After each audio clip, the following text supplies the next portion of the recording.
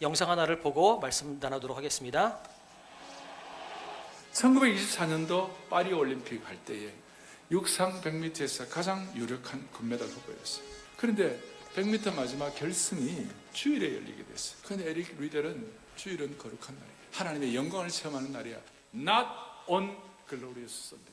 Sabbath is His, and I for one intend to keep it that way. 그 유명한 말을 하고 경기를 포기했어요. 그리고 그날 파리에 있는 스코틀랜드 장로교회에 가가지고 간증 메시지를 전했어요. 영적인 금메달을 위해 세상의 금메달을 포기했어요. 닷새 후에 자신의 주종목이 아닌 400m 달리기에서 경기장으로 들어가기 전에 에릭에게 작은 쪽지를 줬대요. 쪽지에 성경 구절 하나 있었어요. 사무엘상 2장 30절. 나를 존중히 여기는 자를 내가 존중히 여기겠다. 자신의 주종목이 아닌 400m 달리기에서 세계 신기록을 세우고 금메달을 땄어요. 후에 에릭은 200m까지는 내 힘으로 달렸고 나머지 200m는 하나님이 주신 힘으로 달렸다. 하나님의 영광에 압도되어 가지고 에릭은 이 금메달 성취로 끝나지 아니하고 온전함의 고봉을 위하여 1년 후에 23살에 중국 선교사로 갔습니다. 그리고 중1 전쟁이 터졌을 때 감옥에 갇혀서 주님 나라를 위하여 순교를 했습니다.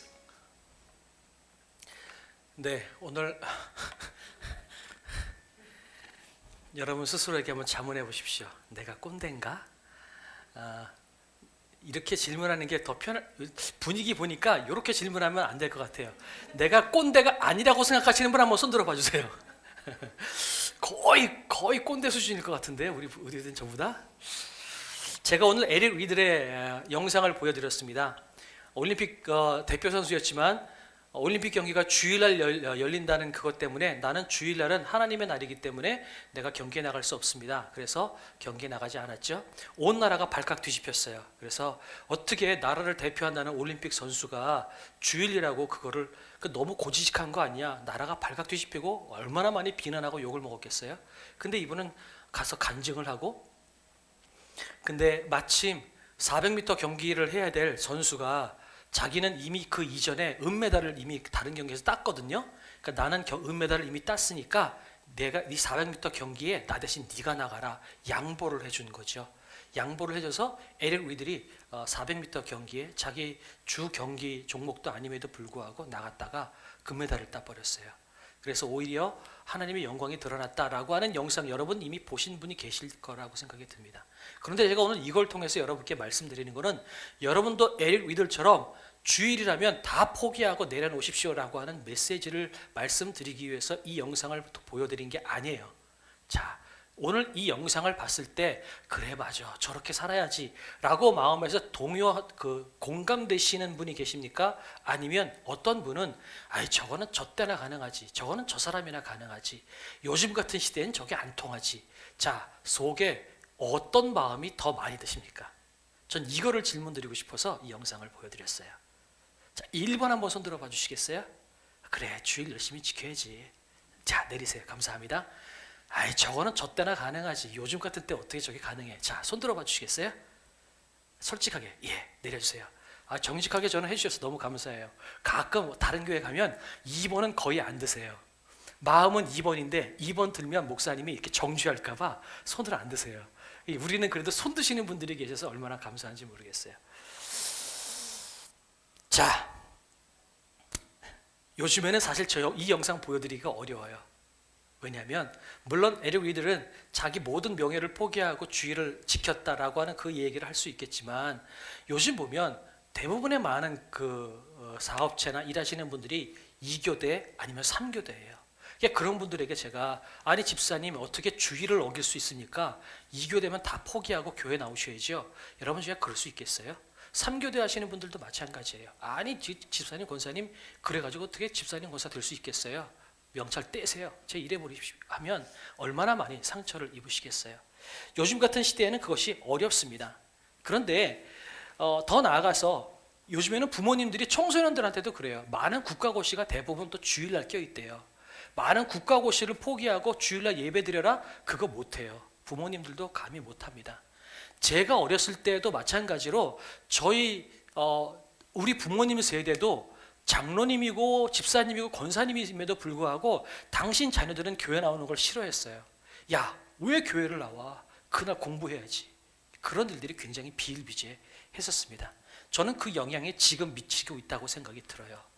자, 뭐 그 얘기를 하려고 하는 건 아니고요. 그만큼 그럼 이제 또 이런 얘기도 있어요. 그렇다면 우리가 주의를 무조건 지켜야 할까? 라고 하는 질문에 대해서 여러분 어떻게 생각할까요? 우리 믿음의 선배님들, 예를 들어서 우리 원로 목사님 같은 분들은 그러실 것 같아요. 무조건 주의를 지켜야지 그러실 수 있어요. 그런데 제가 예배학을 공부하고 나니까 무조건 주의를 지켜라 라고 하는 말을 자신 있게 제가 할 수가 없어요. 왜 그러냐면 유대인 신학자 중에 아브라함 조슈아 헤셸이라고 하는 사람이 있어요. 이 사람이 안식이라고 하는 책을 썼어요. 안식일이 뭐냐? 안식일의 의미 그리고 안식일을 어떻게 지켜야 되느냐. 유대인이에요. 그러면 누구보다도 안식일에 대해서 철저하게 지키는 사람이었겠죠. 근데 이 사람이 유대인이면서 신학자고 예배학자다 보니까 이 사람이 안식이라는 책을 썼는데 거기서 뭐라고 이야기하냐면 안식이라는 것은 꼭 주일을 지키는 것이 안식일이 아니라 일주일의 하루를 온전히 하나님께 내어드려서 하나님의 그 창조의 완성에 내가 동참하는 것, 이것을 안식이다라고 이야기하는 거예요. 이거를 쉽게 표현을 한다면 요즘처럼 2교대, 3교대가 있으면 굳이 일요일날, 쉽게 말씀드리면 일요일날을 주일로 지켜서 예배를 드리면 좋겠지만 우리는 그렇게 약속을 했기 때문에 그리고 이렇게 모이기 때문에 그게 좋겠지만 직장 문제 때문에 그렇게 어려우면 굳이 주일을 억지로 지킬 필요는 없다는 얘기예요. 그럼 어떻게 해야 돼요? 대신 토요일이건 월요일이건 하루를 이거를 안식일이라고 여기고 그날을 온전히 하나님께 올려드리면 하나님께서는 네가 안식일을 지켰구나 라고 인정하신다라는 거예요. 그러니까 일요일만이 안식일이 아니라 일주일의 하루를 내가 하나님께 내어드리면 그것이 안식일이라는 거예요.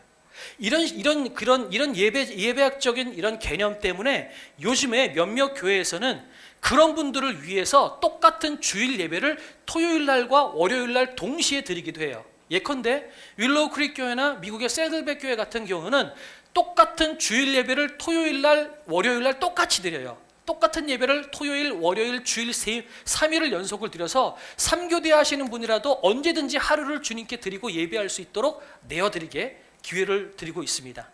우리나라 같은 경우도 그런 교회가 요즘 많이 생기고 있어요. 대표적인 교회가 김병선 목사님이 목회하시는 분당의 만나 교회입니다. 그 교회는 똑같은 주일 예배를 토요일 날 드려요. 토요일 날도 드리고 주일 날은 어떻게 드리냐면 토요일 날 당신들 할 수 있다면 예배 드리십시오. 그리고 주일 날은 혹시 시간이 된다면 우리 교회 오지 마시고 다른 교회 가서 예배를 드십시오 해서 다른 교회로 예배를 섬기게 하는 교회입니다. 그러니까 그 교회는 똑같은 예배를 토요일 드리고 주일 날 드립니다. 이렇게 안식일의 개념이 확장되다 보니까 이제는 주일날 이런저런 일들 때문에 못 나오시겠다고 하는 분들한테 당신 무조건 일요일날 나오십시오. 다 포기하고 연기하시고 주일날 나오세요. 이렇게 이야기하기가 쉽지 않은 상황이라는 겁니다. 그런데 이게 안식일의 문제뿐만 아닙니다. 굉장히 많은 영역에서요, 신학적인 공부와 신학적인 통찰들 이런 것들이 많이 늘어나다 보니까 이야기들이 많이 번지기 시작을 했어요. 제가 지난주에 왜 타투 얘기했잖아요. 문신 얘기했잖아요. 아마 어르신들한테 우리 선배 목사님들께 아니 전 목사는 타투하라고 그랬다고 그러면 아마 기겁을 하실 거예요. 근데 타투가 구원에 지장받는 건 아니거든요. 이런 식으로 신앙생활의 말씀 적용 방법이 조금씩 바뀌다 보니까 어떤 일이 생겼냐면 우리 믿음의 선배들이 무조건 이렇게 해야 돼, 그거 하면 절대 안 돼라고 했던 그 모든 것들이 많은 것들이 무너지기 시작을 했어요. 예컨대 술 먹지 마, 주일 반드시 지켜, 담배 피지 마, 문신하지 마, 주일날은 옷 깔끔하게 입어야 돼, 이런 많은 이야기들, 어떻게 해야만 된다라고 하는 당위성의 이야기들이 지금은 신학적인 근거를 들어서 다른 폭넓은 이야기를 할 수가 있게 되었다라는 거죠. 그런데 만약에 그럼에도 불구하고 제가 계속해서 여러분 일요일 날을 무조건 주일로 지키십시오. 여러분 교회 나올 때는 무조건 깨끗한 옷만 입으십시오. 신발도 가장 좋은 것만 신으시고 여러분 가장 좋은 단정 옷을 입고 오십시오. 자, 계속 이렇게만 이야기한다면 절대 술 먹지 마십시오. 절대 담배 피지 마십시오. 제가 술 먹는 거 보면 아주 입을 꼬매버리겠습니다. 이렇게 얘기하면 우리 어르신들은 아마 공감하실 수 있을 것 같아요. 야, 그래, 전 목사가 드디어 회개했구나, 그렇게 생각하실 수 있을 것 같아요. 그런데 청년들 보기에는 어떻게 생각할까요? 저거예요. 저 사람 꼰대 같아. 너무 고지식해. 세상이 이렇게 변했는데 왜 저런 얘기를 하지? 아마 그래서 교회 나오는 게 불편할 수도 있을 것 같아요. 효정자매 어떻게 생각해? 꼰대 같아? 몰라요? 그래요. 감사합니다. 자, 그러면 여러분 스스로에게 한번 생각하십시오. 여러분이 봤을 때 제가 이렇게 얘기했잖아요. 무조건 해야만 돼라고 하는 사람을 꼰대라고 한다. 그러면 여러분 봤을 때 여러분 스스로가 꼰대라고 생각되시죠? 그럼 오늘은 한번 선포하고 시작합시다. 나는 꼰대다. 해볼까요? 자, 준비 시작. 나는 꼰대다. 네, 감사합니다. 자, 그런데 이 얘기의 뒷부분에 가서 아주 큰 반전이 있습니다. 여러분 꼭 오늘 이 한국말은 끝까지 들으세요. 여기까지만 설교를 듣고 상처 입고 돌아가시면 큰일 납니다. 전인경 목사 이단돼 버립니다. 예, 끝까지 여러분 들으셔야 되겠습니다. 자, 오늘 성경이 뭐라고 하는지 성경으로 한번 들어가 보려고 합니다. 자, 특별히 오늘 성경은 다니엘의 이야기를 하고 있어요. 다니엘은요, 나라가 바뀜에도 불구하고 다니엘은 끝까지 그 나라의 2인자 역할들을 끝까지 감당을 합니다. 더군다나 다니엘은 포로의 신분이었어요. 포로의 신분임에도 불구하고 자기가 포로로 끌려간 그 나라에서 2인자 역할을 감당합니다. 더군다나 왕조가 바뀌고 왕이 바뀌고 심지어 나라가 바뀌었음에도 불구하고 다니엘은 여전히 그 나라에서 지도자 역할들을 감당합니다. 훌륭하죠. 출중하죠. 그런데 이걸 우리가 봤을 때 그래, 다니엘은 똑똑해서 그래, 아니면 다니엘은 배운 게 많아서 그래 라고 생각할 수도 있겠지만 단순히 똑똑하거나 배운 게 많았기 때문에 지도자 역할들을 감당했던 것은 아닙니다. 결론적으로 말씀드리면 하나님이 인정하시고 하나님이 쓰셨기 때문에 다니엘은 왕조가 바뀌고 나라가 바뀌었음에도 불구하고 여전히 지도자 역할들을 감당했다는 사실 여러분이 믿으셨으면 좋겠습니다. 그렇다면 오늘 이 다니엘을 보면서 우리는 이렇게 생각해야만 됩니다. 내가 어떻게 쓰임받는 사람이 될 수 있을까? 내가 어떻게 지도자 역할들을 할 수 있고 내가 어떻게 앞장서서 이끄는 사람이 될 수 있을까? 내가 어떻게 영향력 있는 사람이 될 수 있을까? 그 해답이 오늘 본문에 나와 있거든요. 그래서 오늘 양옆에 분들께 본문으로 들어가기 전에 그렇게 인사하면 좋겠습니다. 지금은 먼저는 내가 꼰대야 스스로를 약간 짓밟고 시작을 했잖아요. 그러니까 이번 한번 올려드리고 한번 시작하면 좋겠어요. 당신은 훌륭한 하나님께서 쓰시는 사람이 될 겁니다. 당신은 하나님이 쓰시는 사람이 될 겁니다. 이렇게 한번 양옆에 분들께 앞뒤 분들께 한번 격려하고 축복했으면 좋겠습니다. 시작. 당신은 하나님이 쓰시는 사람이 될 겁니다. 아멘이시죠? 아멘. 특별히 오늘 우리 청년들 하나님이 쓰시는 청년들이 됐으면 좋겠어요. 멋있게 쓰고 나라가 바뀌고 대통령이 바뀌고 세상 다 뒤집어진다 할지라도 여전히 하나님께서 주목하시는 그런 청년들이 되기를 주님의 이름으로 축복합니다. 아멘이시죠? 자, 본문으로 들어갑니다. 너무나 유명한 이야기죠. 605년에 바벨론의 느부갓네살 왕이 예루살렘을 공격해서 남유다의 왕족과 귀족들을 포로로 데려갔습니다. 그 똑똑한 자녀들, 어린 아이들을 데려갔습니다. 그 중에 한 사람이 다니엘이죠. 오늘 다니엘이 포로로 끌려갔을 때 학자들은 10대였다고 추측을 합니다. 그래서 보통 한 15살 정도라고 이야기를 합니다. 15살이면 지금 우리나라로 봤을 때는 뭐죠? 중학교 2학년? 그죠? 중학교 2학년쯤 되는 어린 아이입니다. 그 어린 나이가 지금 다른 나라의 포로로 끌려간 겁니다. 그런데 이 바벨론의 정책은 뭐냐면요, 다른 나라를 잡아먹으면 그 속국의 나라에 있는 어린아이들을 데려다가 바벨론화 시킵니다. 바벨론의 교육을 시키는 거죠. 그리고 난 다음에 이 아이들을 다 돌려보냅니다. 그러면 어떻게 될까요? 그 아이들이 똑똑한 리더가 돼서 각자 자기 나라로 돌아가서 자기 나라를 어떻게 하겠어요? 바벨론화 시켜버리겠죠. 저는 비판하는 게 아니라 저는 약간 그냥 이 팩트를 오늘 이 이야기의 예화를 적용하기 위해서 말씀드리는 거니까 여러분 이해하시고 들어주세요. 저는 이거 비판하는 게 아닙니다. 제 기억에 박정희 대통령이 일본에서 공부를 했다고 제가 들었어요. 그러다 보니까 이 박정희 대통령의 가운데에는 일본화 되어 있는 것들이 굉장히 많은 거예요. 그 당시에 우리나라는 낙후돼 있었고 일본은 앞장서 있었기도 했지만 또 일본화되어 있는 것이 너무나 자연스럽다 보니까 우리나라로 왔을 때 이 박정희 대통령은 굉장히 많은 부분들을 일본화시킨 것들이 굉장히 많아요. 학교 문화가 그렇죠. 교복을 입고 머리를 빡빡 깎고 그렇게 일본에 있는 고등학교처럼 우리나라의 학교를 그렇게 만들었다거나 정말 많은 부분들을 군대 문화도 그렇고요. 일본화시킨 것들이 굉장히 많습니다. 이것처럼 바벨론의 포로로 끌려갔을 때 거기서 바벨론의 문화를 가지고 내 나라로 돌아가면 내 나라가 바벨론 문화가 되는 거죠.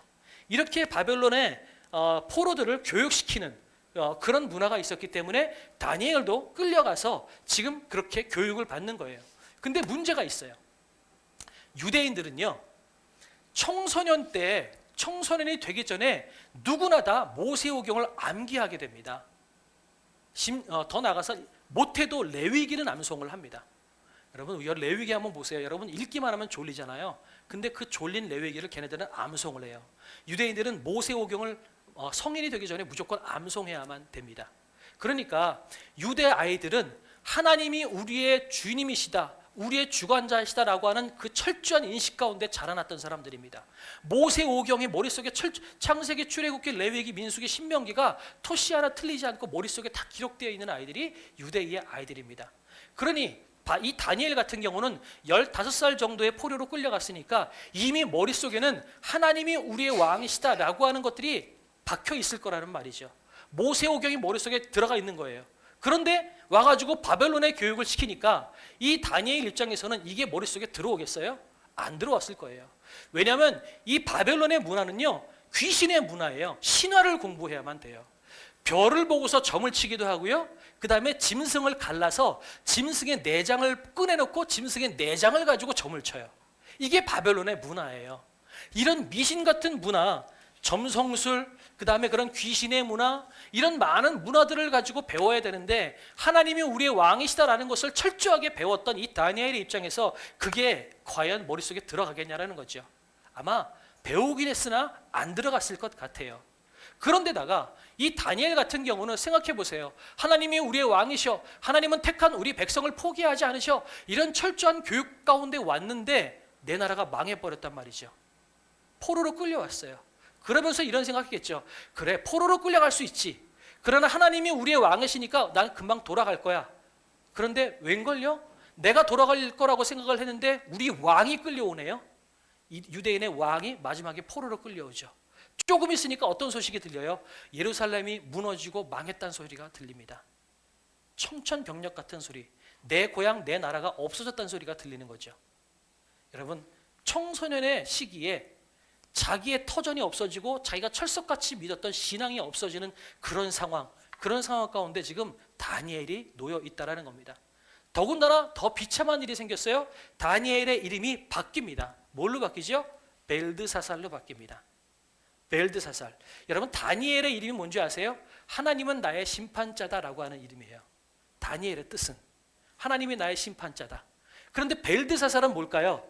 그 바벨론의 신인 벨에게 뭐라고 이야기하는 거냐면 벨이시여 나의 생명을 보호하소서라고 하는 이름이 벨드사살이에요.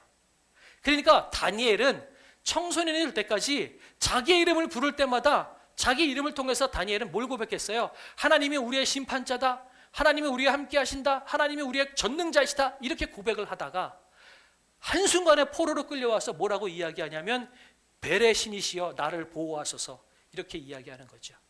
바벨론에 와서 누가 다니엘에게 다니엘아 다니엘아 이렇게 불렀겠어요?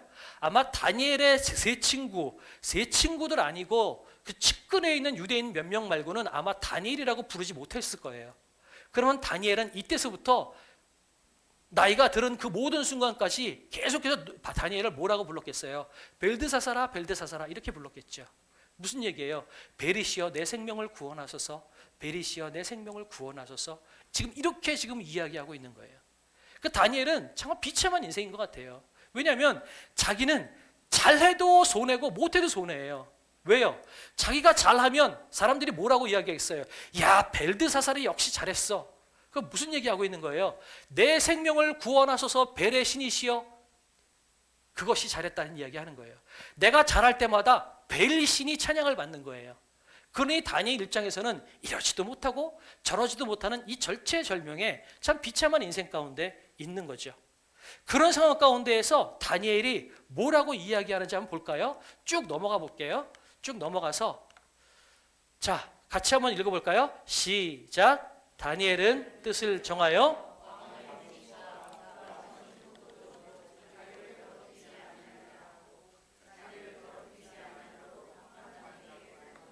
아멘. 다니엘은요, 나는 음식을 먹지 않겠다, 왕의 음식을 먹지 않겠다라고 이야기합니다. 그러니까 이 환관장이 기겁을 하는 거죠. 야, 지금 내가 너희들을 음식 잘 먹여서 너희들 포동포동하게 살찌우는 게 내 사명인데 네가 만약에 음식 안 먹어가지고 니네들이 삐쭉 말라버리면 내 목이 달아난다. 어떡할 거냐? 이제 이렇게 되는 거죠. 이런 상황 가운데 다니엘은 내가 왕의 음식을 먹지 않겠다라고 이야기를 합니다. 다니엘은 할 수 있는 것이 아무것도 없어요. 포로로 끌려왔기 때문에 자기 이름이 다니엘에서 벨드사살로 바뀌었고요. 의복이 유대인의 옷이었다가 바벨론의 옷으로 바뀌었고요. 살고 있는 집이 바벨론의 집으로 바뀌었어요. 모든 사람들이 자기를 바벨론 사람이라고 생각을 해요. 그럼에도 불구하고 다니엘은 자기 힘으로 할 수 있는 것이 아무것도 없어요. 청소년이기도 했고 더군다나 포로의 신분이었기 때문에 아무것도 다니엘이 할 수 있는 것이 없습니다. 그런데 자기 스스로 할 수 있는 것들이 아무것도 없음에도 불구하고 다니엘은 한 가지만은 결정하고 있는 거예요. 내가 다 포기한다 할지라도 요것 한 가지만큼은 내가 포기하지 않고 내가 내 고집을 부리겠습니다 라고 이야기하고 마음을 정했다라고 이야기하는 겁니다. 그것이 오늘 이겁니다. 근데 요 1장 8절 때문에 사실 여러분 유튜브 들어가서요, 뜻을 정한 다니엘이라는 제목을 한번 쳐보세요. 아마 100명 넘는 목사님들이 다 똑같은 제목 가지고 똑같은 설교를 하셨어요. 저도 그 설교를 오늘 해야 되거든요. 그런데 저는 이 설교를 준비하다가 마음 가운데 저는 약간 성경을 삐딱하게 보는 성격이 있거든요. 그래서 저 말씀 보면서 마음이 불편한 거예요. 혹시 여러분 이 말씀 보면서 마음이 불편하신 분 혹시 없으세요? 저는 이 본문을 고지고대로 듣기가 좀 애매한 부분이 좀 있어요. 생각해 볼게요. 해볼게요. 자, 여러분이 답을 안 하시니까 제가 갈게요. 왜 뜻을 정해서 자기가 더럽히지 않겠다라고 이야기했어요? 저 다른 말로 이야기한다면 나는 하나님의 자녀답게 나는 이방의 문화에 더럽혀지지 않겠어라고 하는 말로 이해가 되죠? 그죠? 그러면 여러분께 질문을 드리겠습니다. 다니엘은 음식 하나 안 먹었다고 더럽혀지지 않나요? 라고 하는 질문을 드리는 거죠. 다니엘은요, 바벨론의 옷을 입고요, 바벨론의 집에서 살고요, 자기 이름도 벨드사살이에요. 그러니까 모든 사람들이 자기를 부를 때마다 베리시여 나를 구원하소서 이러고 있는데 음식 하나 안 먹었다고 다니엘에 더럽혀지지 않나요? 이 질문 가운데 여러분 대답이 나와야 된다는 거죠. 저는 이게 불편한 거예요. 그래서 아니 저것 가지고 뭐 더럽혀지지 않나요? 더군다나 우리는 음식이 어떤 건지 우리는 알아요. 볼까요? 고린도전서 8장 1절 같이 한번 읽어볼까요? 시작. 우상의 제물에 대하여는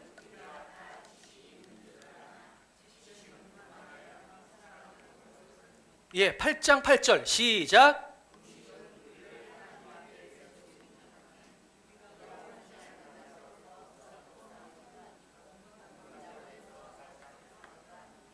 지금 사도 바울은요 무슨 얘기하는 거냐면 우상의 음식 아무것도 아니야 라고 이야기하는 겁니다. 왜냐하면 저 고린도 교회는 시장에 내다 파는 음식의 대부분은 신전에다가 갖다 바쳤다가 나온 음식들이거든요. 그러니까 시장에 파는 고기들이나 음식들은 거의 다가 우상에게 바쳤던 음식이기 때문에 이거를 그리스도인들이 먹어야 되느냐 마느냐 때문에 고린도 교회 사람들이 고민하고 있는 거예요. 거기다 대고 사도 바울은 뭐라고 이야기하냐면 야, 우상은 아무것도 아니야. 먹어. 마음 편하게 먹어. 지금 이 얘기를 하고 있는 거거든요. 그럼 우리가 이 본문을 알고 있다면 본문으로 오늘 다니엘로 들어가 보면 학자들은요 추측하기에 왜 다니엘이 음식과 포도주를 먹지 않았냐면 왕실에서 왕이 먹는 그 음식들은 상당히 많은 부분들이 제물로 바쳐졌던 최상의 음식들이기 때문에 이것들을 알고 있는 다니엘이 우상에게 바쳐진 음식이기 때문에 먹지 않았다라고 추측을 합니다. 그렇다면 우상에게 바쳐진 음식은 아무것도 아니라고 이야기하고 있는 사도 바울의 이야기하고 우리는 상충이 된단 말이죠. 그죠? 저거 먹어도 더럽혀지지 않아요.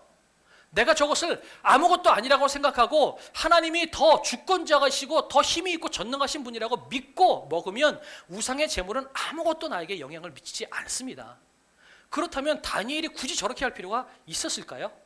더군다나 다니엘이 정말 내가 더럽혀지지 않겠어, 내가 하나님의 자녀답게 나는 거룩함을 지키겠어라고 이야기한다면 왜 음식 가지고 반기를 들어요?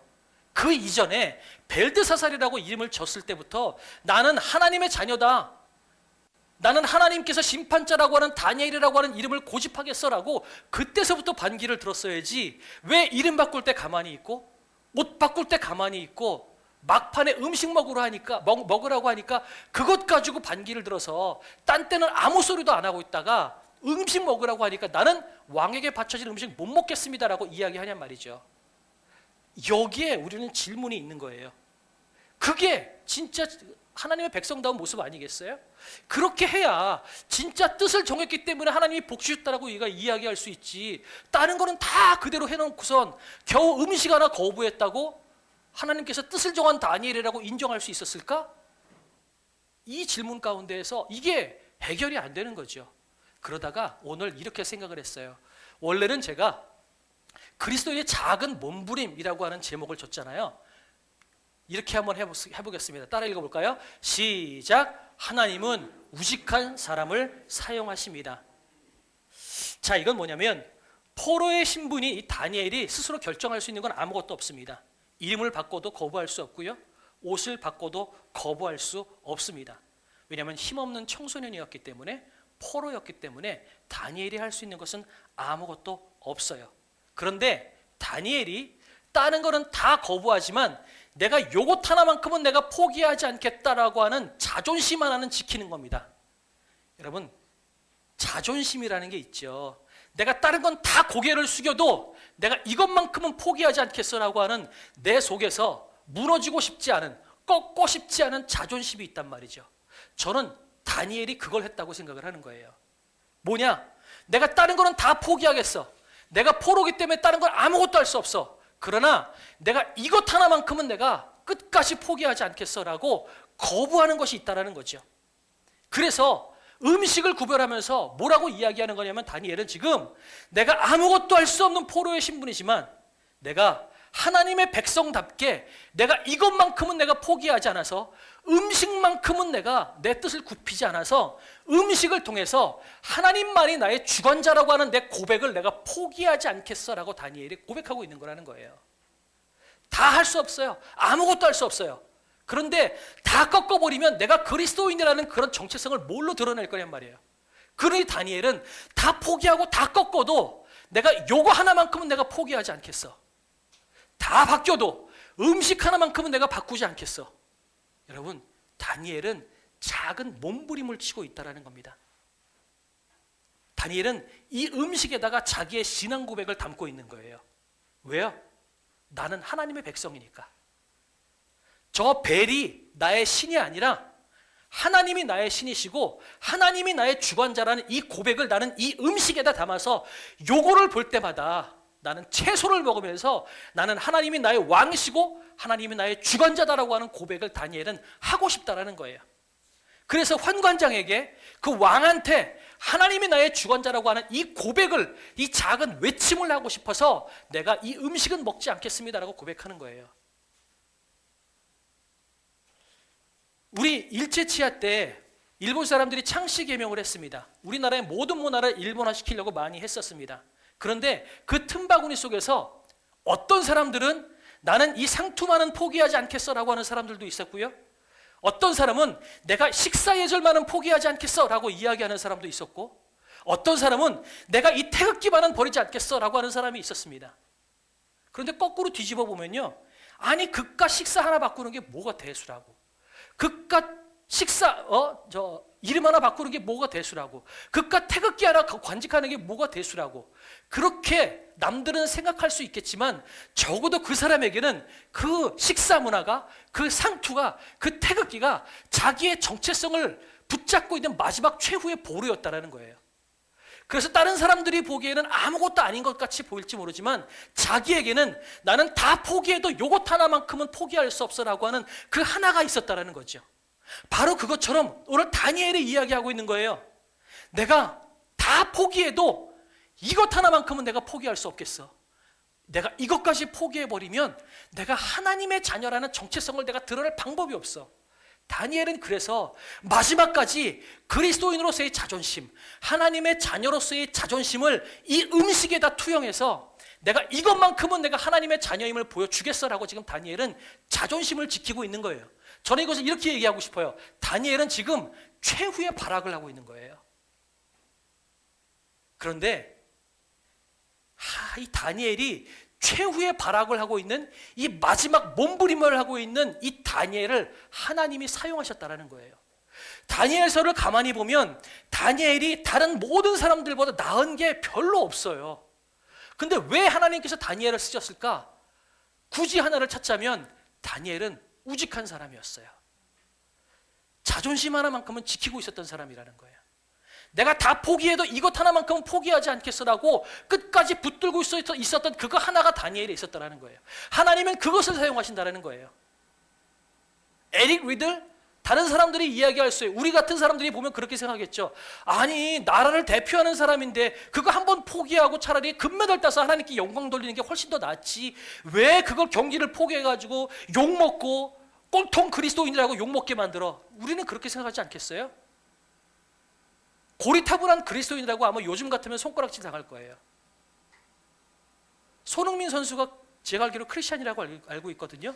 근데 손흥민 선수가 올림픽 경기에 나가서 우리나라를 대표해서 나갔는데 주일이라고 손흥민 선수가 빠졌다고 생각을 해보세요.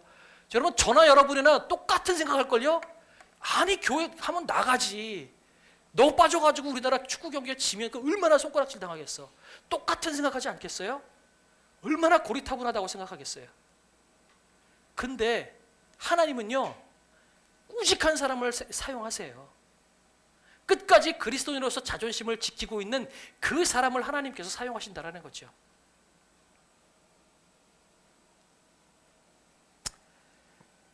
그래서 여러분, 오늘날을 보면요, 결론적으로 나가볼까요? 뒤에 보면 쭉 가볼게요. 네, 10절 한번 읽어볼게요. 그리하여 감독하는 자가 그들에게 지정된 음식과 마실 포도주를 제하고 채식을 주니라. 하나님이 이 네 소년에게 학문을 주시고 모든 서적을 깨닫게 하시고 지혜를 주셨으니 하나님이 주셨다고 이야기합니다. 그러니까 다른 어떤 사람들보다 훨씬 더 지혜가 충만했고 많은 것에 대해서 통달했다라고 이야기하는 겁니다. 더군다나 모든 환상과 꿈을 깨달아 알 수 있었습니다. 환상과 꿈을 깨달아 아는 걸 누가 주신 거예요? 하나님이 주신 거예요. 무엇 때문에? 내가 이것만큼은 포기하지 않겠어라고 하는 최후의 보루, 발악하는 그 다니엘을 하나님께서 기쁘게 보셨기 때문에 가능한 거죠. 그래서 왕이 말한 대로 그들을 불러들일 기한이 찼으므로 환관장이 그들을 느부갓네살 앞으로 데리고 가니 왕이 그들과 말하여 보매 무리 중에 다니엘과 하나냐와 미사엘과 아사랴와 같은 자가 없으므로 그들을 왕 앞에 서게 하고 왕이 그들에게 모든 일을 묻는 중에 그 지혜와 총명이 온 나라 박수와 술객보다 10배나 나온 줄을 아니라. 하나님께서 다니엘을 기쁘게 보셨고 하나님께서 다니엘의 편이 되어 주셨다는 거예요. 다시 말해서 하나님의 자녀로서 다니엘이 몸부림친 그 자존심, 하나님의 자녀로서 지키려고 했던 그 최후의 발악을 하나님께서 기뻐하셔서 그들에게 지혜와 총명을 부어주셨다라고 이야기하는 겁니다. 그들은 꼰대가 아니라 믿음의 자존심을 지키려고 발버둥 쳤던 사람이었다라는 겁니다. 그래서 오늘날로 다시 한번 가볼까요? 요즘 들어서요, 신학자들도 굉장히 많아졌고 신학들이 훨씬 더 깊어지다 보니까요, 죄송하지만 옛날의 목사님들보다 지금 목사님들이 훨씬 똑똑한 사람들이 많아요. 학문이나 신학이 훨씬 더 깊어졌고 폭이 넓어졌어요. 그래서 안식일도 말씀드렸던 것처럼 옛날 목사님들이 이야기하는 것하고 다르게 이야기합니다. 실제로 말씀을 보니까 좀 더 다릅니다 라고 폭넓게 이야기할 수 있습니다. 훨씬 더 답을 많이 드릴 수 있고요, 이해 가능하고 납득 가능한 답을 드릴 수 있습니다.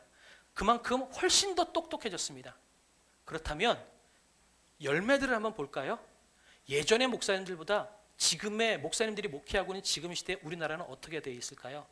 저는 예전에 목사님들이 목회하셨을 때 훨씬 더 이 나라 가운데 복이 많이 임했고요, 하나님께서 이 대한민국을 쓰시는 것들을 훨씬 더 많이 봤어요.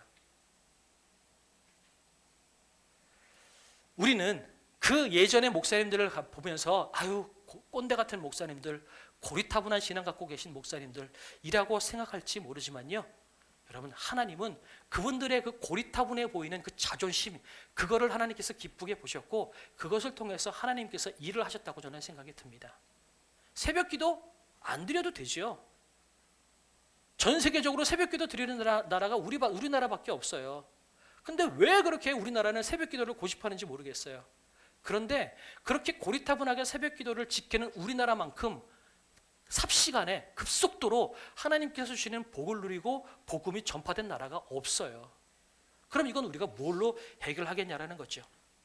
오늘도 맥추감사주일입니다. 그런데 어떤 신학자들이 이렇게 이야기합니다. 맥추감사주일 지킬 필요 없다. 왜냐하면 예수님께서 십자가에 못 박혀 돌아가시고 부활 승천하심으로 모든 절기를 완성하신 분이시기 때문에 구속사적으로 봤을 때 우리는 저 맥추절이나 뭐 오순절이나 이런 절기를 구약시대 때 절기를 지킬 필요가 없다라고 이야기합니다. 맞을 수 있어요. 그러면 거기다 대고 우리는 반문하는 거죠. 그래, 절기 안 지켜도 돼. 그러면 당신은 뭘로 그리스도인다움을 보여줄래? 당신은 무엇으로 당신의 신앙을 지키고 있을래? 라고 물어보면 대답이 없어요. 요즘은 학문이 훨씬 더 똑똑해졌고 신학이 훨씬 더 깊어졌음에도 불구하고 이 나라는 훨씬 더 악해졌고 훨씬 더 죄악에 관영하고요, 훨씬 더 음란하고 훨씬 더 감당할 수 없는, 교회가 세상을 감당할 수 없는 힘없는 교회가 되어 있다는 겁니다. 그럼 이것은 우리가 무엇으로 답을 내릴 수 있을까라는 거죠. 똑똑함 가지고 여러분 이 세상을 바꿀 수 있는 것이 아니라는 것입니다. 여러분, 이런 시대를 살아가고 있는 저와 여러분을 통해서 하나님께서 오늘 다니엘을 통해서 오늘 묻고 계시는 거예요. 너희들 신학도 잘 알고 머리도 똑똑하고 그렇게 성경도 너희 마음대로 그렇게 해석할 수 있고 다 너희들 변명할 수 있고 너희 신앙생활에 대해서 너희들이 그렇게 이유를 다 대고 근거를 댈 수 있다면 그래, 좋다. 그러면 내가 너한테 물을게. 너는 그러면 그리스도인답게 너는 뭐 하고 있냐라고 물어보시는 거예요. 네가 그리스도인이라면 네가 그리스도인답게 다른 건 다 포기해도 내가 이것 하나만큼은 내가 그리스도인다움을 지키기 위해서 포기하지 않겠습니다라고 하는 그것은 뭐냐라고 우리에게 묻고 계시는 거예요. 우리가 무엇으로 대답할 수 있을까요? 오늘 이 올림픽 경기를 포기해서라도 주의를 지키겠다라고 했던 이 에릭 리들이 말씀에도 나왔지만 이 사무엘상 말씀 가지고 이 말씀을 붙잡고 포기했어요. 뭐예요? 나를 존중히 여기는 자를 내가 존중히 여기고 나를 멸시하는 자를 내가 경멸하리라. 하나님께서 내가 하나님을 존중히 여기면 하나님도 나를 존중히 여길 거야. 이 말씀 붙잡고 에릭 리들은 세상 모든 사람들의 손가락질에도 나는 하나님을 존중히 여길 것이며 주일은 하나님의 날이기 때문에 나는 포기하지 않겠어라고 고백했습니다. 실제로 이 세상에도 많은 그런 분들이 계세요. 어떤 가정은 내가 가정예배만큼은 포기하지 않겠어라고 해서 일주일에 한 번씩 세상 없어도 가정예배 드리는 분들이 계세요. 어떤 목사님은 아침마다 아침 식사만큼은 온 가족이 같이 해야 된다라고 해서 새벽 6시에 아침 식사를 하는 가정이 있어요. 애들은 죽겠죠. 새벽 6시면 잠들지도 않았을 시간이에요. 그죠? 그런 시간인데 그때 밥을 먹어요. 어떤 분은 딴 건 몰라도 내가 11조만큼은 이론 한 장 떼지 않겠다라고 해서 이론 단위까지 떼가지고 11조를 드리는 분도 계십니다. 어떤 분은 주일 헌금은 가장 정성스레 드리기 때문에 우리 믿음의 선배들 어른들은 대리미로 데려서 아니면 따뜻한 구들방 밑에다가 숨겨놓고 돈을 빳빳하게 만들어서 가장 빳빳하고 가장 좋은 돈을 하나님께 드리기도 했었습니다. 어떻게 보면 고리타분하다. 저렇게 드리지 않아도 마음을 받으시는 건데 뭐 굳이 저렇게 드려? 그죠? 그럴 수 있어요. 어떤 목사님은요, 나는 하나님의 말씀을 보기 전에는 아무것도 하지 않겠다라고 해서 아침에 새벽 기도가 끝나고 나면 무조건 시편 5장, 잠언 1장을 무조건 읽는 분이 계세요. 이번에 연합수련회 때 같이 동역하게 될 그 목사님 중에 한 분이에요. 그분은 시편 5장, 잠언 1장을 읽기 전에는 아무것도 안 해요. 매일같이 읽어요. 30년이 지났는데 목사가 되고 난 다음에 30년이 지났는데 아직도 그래요. 그분이 시편을 몇 번을 받겠어요? 자, 그런 분도 계세요. 헨리 나우엔이라고 하는 기독교 영성가는 하루에 3번 하나님께 예배 드리는 건 포기하지 않았어요. 운전하다가도 정해진 시간이 되면 차를 갓길에다 세워놓고 옆에다 담요를 펴고 하나님께 기도하고 다시 운전을 했던 분이세요. 기독교뿐만 아니라 다른 종교를 한번 가볼까요? 이슬람 같은 경우는 하루에 5번 무조건 기도하죠. 이분들은 비행기를 타서도 기도합니다. 여러분 에티하드나 카타르 항공 같은 경우는 항공기를 가만 타보면요, 가끔은 이게 화살표를 보여줄 때가 있어요. 그 화살표가 뭔 줄 아세요? 메카의 방향입니다. 기도할 때 그쪽 방향 보고 기도하라고 메카의 방향을 화살표로 보여줍니다. 항공기를 타고 외국을 나가서라도 하루 5번 기도하는 것은 포기하지 않는 것들이 이슬람교 사람들입니다. 이런 사람들, 물론 다른 종교이긴 하지만 어쩌면 그게 무의미해 보이기도 하고요, 너무 소모적으로 보일 수도 있을지 모르지만 그것을 행하는 그분에게는 그것이 그리스도인으로서의 최소한의 약속이고 몸부림이고요, 그런 몸부림치는 그리스도인들을 하나님이 기뻐 받으시고 그런 사람들을 사용하신다는 거예요. 하나님은 똑똑한 사람들을 쓰시지 않습니다. 하나님은 우직하더라도 그리스도인으로서의 자존심을 지키는 그런 사람, 우직하게 몸부림을 치는 그런 사람을 하나님께서 들어 쓰신다는 겁니다. 제가 올해 11월 마지막 주에 치앙라이를 갑니다. 근데 그 선교센터에서 저를 불러서 가는데 거기는 성경 공부를 하고 어떤 부흥의 집회를 하면요, 적게는 1시간, 많게는 13시간을 걸려서 그 집회 참석하려고 많은 소수 부족들이 그 센터에 모인다고 합니다. 심지어는 그 선교센터가 중국 접경 지역인데요, 말씀을 들으려고 비자 받아서 중국에서 넘어와서 말씀을 듣고 다시 중국으로 간다고 합니다. 바보 같죠? 그런데 그런 열성과 그런 우직함을 가지고 있는 사람들을 하나님이 쓰신다는 겁니다. 우리 믿음의 선배님들 40년, 50년 전에 우리 선배님들이 그랬습니다. 여러분 이게 보이십니까? 우리 믿음의 선배님들이 그랬어요. 부흥회가 있을 때마다 10리길, 20리길을 어린 나이를 안고 와가지고 저렇게 바닥에 앉아서 눈물을 흘리면서 기도하고 갔던 분들이 우리 믿음의 선배님들이에요.